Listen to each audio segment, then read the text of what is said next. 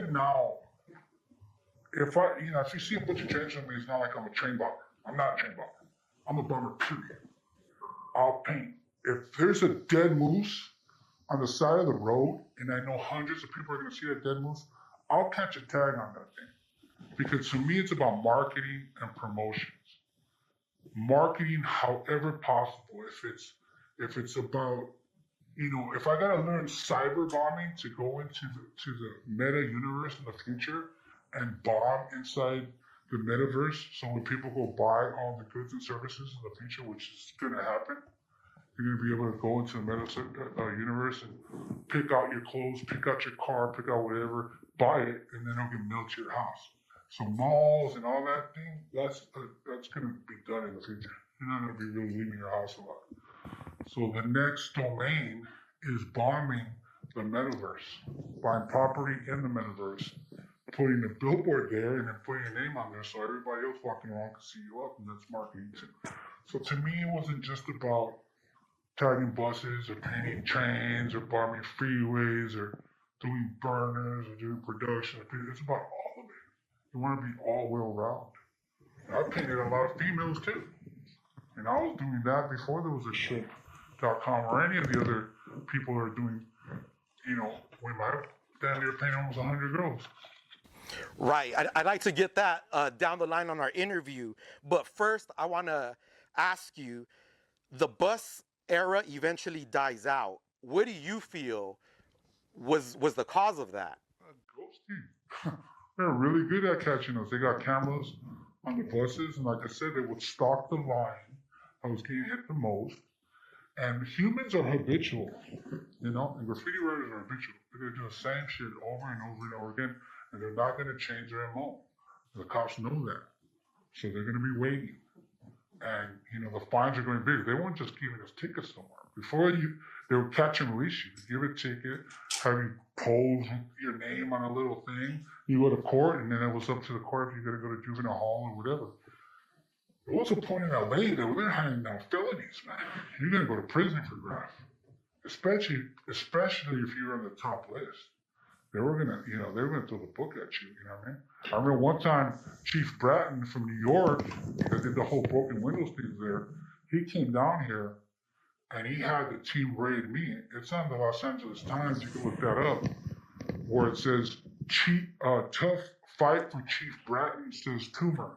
And I did an interview at the time when I'm saying, like, it doesn't matter what laws you put, people are still gonna paint graffiti. And I get locked up or dead or whatever, nobody cares. People are still going to paint graffiti. As a matter of fact, humanity could be elevated to a point where we could travel to other planets. And there's always going to be some guy that's going to fucking tag somewhere. Because somebody's going to pass by it and see a tag on the moon and say, that's the coolest shit I've ever seen, and he's going to catch another tag. Because no matter how we advance as a society, we have the asshole gene, There's always one human that's going to be like, fuck this, I'm painting on that. That would be the coolest shit if I put my name. Because as humans, we leave our mark, We're always going to leave our mark. We did it when we're cavemen, we're doing it now. Later on, we're AIs, where our bodies are in the internet, we're going to leave some sort of mark. The Ghost Team, a controversial task force in Los Angeles. Why do you feel the Ghost Team isn't around anymore? Funding. That's it. If you don't vote and you get some jackass that's hard ass on fucking the law, he's going to fund it. And we're all going to eat shit. And with the Olympics coming, I'm sure they'll get some funding for that. And then, they'll start raiding and doing all kinds of shit. So be on your toes. Dr. Toombs, as the bus mobbing era fades away, a new era begins. It's the tag banging era. Do you recall this time in graffiti? And what were you up to during this time? How do you manage to stay away from danger during this dangerous time in Los Angeles? I've been wanting to say this for a long time. Just the word tag banging is offensive. And that was brought to us by Fox 11 News. They coined that phrase.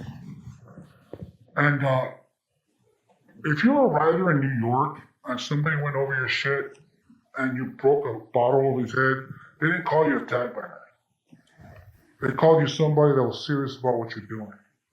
Only in LA do we have to call everything banging because of so many, gangs are so much part of our society here. But if you are a graffiti writer in LA and you got arrested 30 times and you're a felon and you go and you paint something nice and some toy ass lame that's trying to get attention goes over it and you have to go fix it and risk getting killed by a gang there and risk going to prison and risk going to jail and wasting your good money on that paint or gas to go get it. You're going to fix it and you're going to come with an ass whooping. You're going to find the idiot that didn't even whoop his ass. And then people are going to call you a tag banger for that shit. So that's stupid. Now, there was graffiti crews that set up shop an area, and what I mean is that they made it their hood and all that, and they called themselves tag bangers, but they were copying what they saw on Fox 11, because Fox 11 was making it popular to villainize graffiti, and the only way to villainize graffiti was it's a gang thing, if you're gonna get shot, so tell your kids to stop doing it. And so they went with it because they saw the attention. There were attention seekers. We didn't have internet, so Fox 11 News was the internet.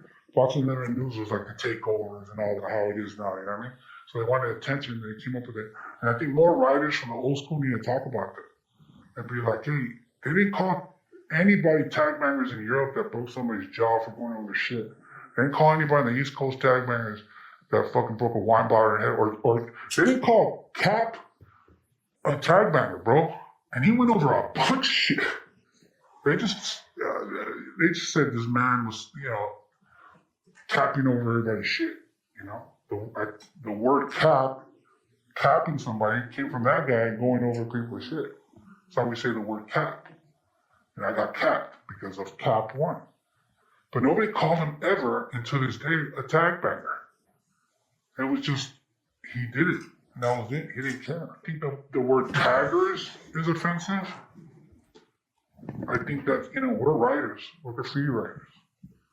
And that's it. You know what I mean? Like, I don't like the word tagger. I don't like the word tag banger. I don't use it at all.